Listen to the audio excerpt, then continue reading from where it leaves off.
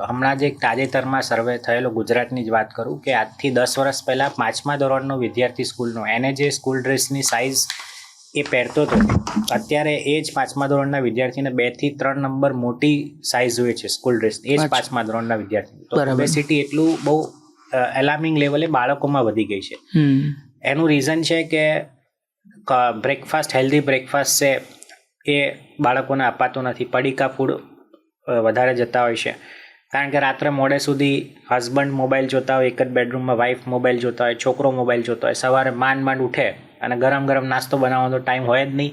એટલે જે readymade biscuit હોય, વેફર હોય, નમકીન હોય, પેકેટ ફૂડ હોય અથવા આવું બ્રેડ ને એવું ભરીને આપી દે છોકરાઓને. સમજો કે છોકરો જેનું બ્રેકફાસ્ટ સૌથી ઇમ્પોર્ટન્ટ છે એ જ વસ્તુ આપણી ખાલી કેલરીવાળી જાય છે, ન્યુટ્રિશન નથી જતું, તો પછી એની હેલ્થને બહુ ડેમેજ કરે. બરાબર છે. અને આજે કીધું બાળકોમાં ખાલી ડાયટનું જ નહીં, ડાયટ તો છે જ, એમાં પ્રોટીન ફાઈબર ને વધારે આપવાનું જ છે, પણ મોબાઈલ એડિક્શન પણ બહુ વધી ગયું છે. સાથે ફિટનેસ એક્ટિવિટી કોઈ નથી કરતા બાળકો, તો આ બધી વસ્તુ